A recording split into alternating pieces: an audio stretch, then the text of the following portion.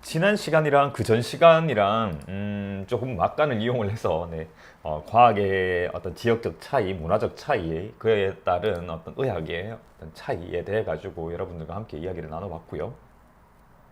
다시 원래 하던 이야기로 돌아와서 음, 이제 그 인슐린에 대해 가지고 이야기를 나눠보면요. 일단은 11월 11일에 인슐린과 성장 호르몬 상호작용에 대해서 여러분들과 이야기를 나누면서 여기까지가 그 인슐린이 우리 체내 대사에 미치는 효과, 그러니까 이 부분이다, 그죠? 이 체내 대사에 대한 인슐린 효과에서 당분 대사, 지방 대사, 그다음 단백질 대사 및 성장에 대한 인슐린 효과를 이렇게 조금 차례차례대로 나누어서 살펴본 그런 부분에 해당이 됩니다. 그래서 이렇게 한번 살펴봤고요. 오늘부터는 다시 이제 이 인슐린의 이제 분비에 대해 가지고 조금 더 자세하게 알아볼 예정인데요. 이제 인슐린 효과에 대해서 알아봤으니까 각 대사에 미치는 영향에 대해서 좀 알아봤으니까 과연 그러면 인슐린은 어떤 자극에 의해 가지고 분비가 되는지 그 메커니즘에 대해 가지고 한번 알아볼까 합니다. 사실 인슐린 분비의 메커니즘 이거에 대해 가지고는 아직까지도 우리는 완전히 잘 모르고 있습니다. 완벽하게 알고 있는 그런 어떤 지식, 뭐 법칙이라고 하기에는 조금 좀 약간 완벽하지 않은 그러한 부분들이 없지 않아 있고요. 아직까지 밝혀진 게 역시나 이 정도다라는 것, 그런 부분들을 이제 감안하고 들어주시면 좋으실 것 같습니다. 항상 뭐 어떤 그 과학적인 지식이나 아니면 과학적인 어떤 내용들에 대해서 말씀을 여러분들에게 드리는 것, 이런 부분들이 있어가지고 항상 여러분들이 이렇게 강조 드리는 게, 이 과학이라고 하는 학문의 출발점이 우리는 모른다, 이게 노라무스라고 하는 이 전제 하에서 출발하는 거기 때문에, 또 우리가 모른다고 전제를 해야 알아가고 싶은 그런 욕구가 생기죠.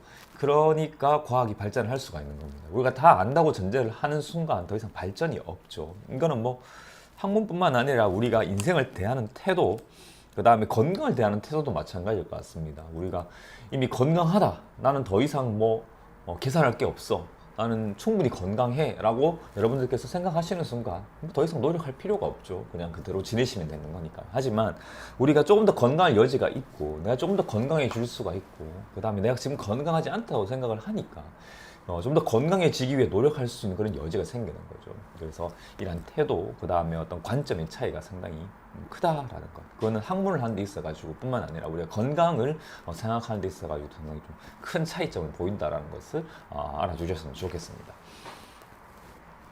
그 인슐린 분비의 1차적인 컨트롤러는 혈당 상승입니다. 이거는 뭐 확실한 것 같고요. 그래서 혈당이 이건 뭐 당연한 거겠죠. 그죠? 혈당이 올라가면 인슐린 분비가 촉진된다. 그래서 이 혈당 상승이라고 하는 것이 인슐린 분비의 1차적인 컨트롤러다. 아주 간단하고 아주 분명한 이 부분은 거의 이론에 없다라고 생각을 하시면 됩니다. 하지만 그러면 혈당이 올라가면은 그게 어떠한 과정으로서 인슐린 분비를 촉진시키느냐, 이제 그 부분이 남았습니다. 그래서 거기에 대해 가지고 지금까지 알려진 지식을 살펴보면요, 췌장의 베타 세포에서 인슐린 분비된다라는 것은 췌장의 어떤 생리 회복을 하면서 여러분들에게 간략하게 말씀을 드렸습니다. 그 췌장인 베타 세포의 세포막을 보면 거기에 포도당 수용체, 글루코스 트랜스포러라고 하는 그 수용체가 있습니다. 이걸 뭐 줄여가지고 글러츠라고 얘기를 하기도 하고요. 거기에 타입이 1, 2, 3, 4, 5가 이렇게 있는데, 이건 뭐 다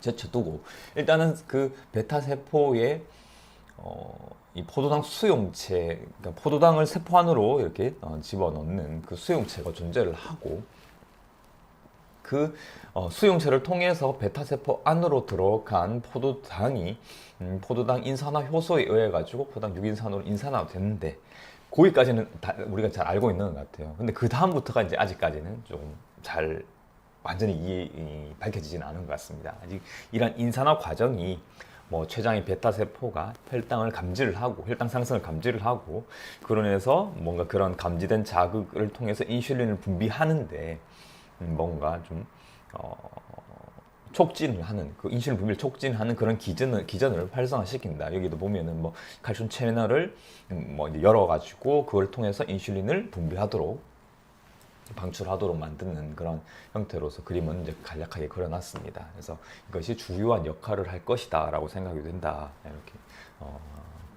얘기를 해놨어요.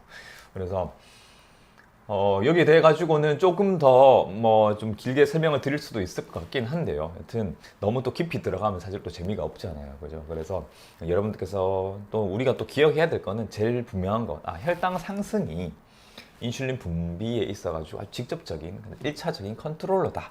그래서 혈당이 올라가면 인슐린이 분비가 된다.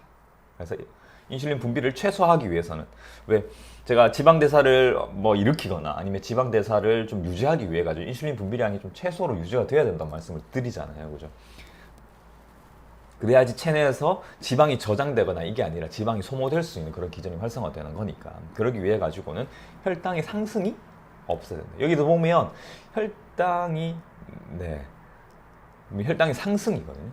그래서 혈당의 상승, 혈당의 변동 이 부분에 포커스를 맞춰 주셨으면 좋겠습니다.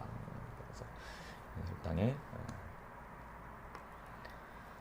그래서 오늘은 이 혈당 상승, 이 혈당의 상승이 인슐린 분비에 영향을 미친다라는 그런 내용을 가지고서 헬스 토픽을 한번 가지고 와봤고요. 사실 길게 얘기를 하면 재미도 없고 하니까 짧게 마무리를 할 수 있도록 하겠습니다. 오늘 헬스 토픽은 여기까지입니다.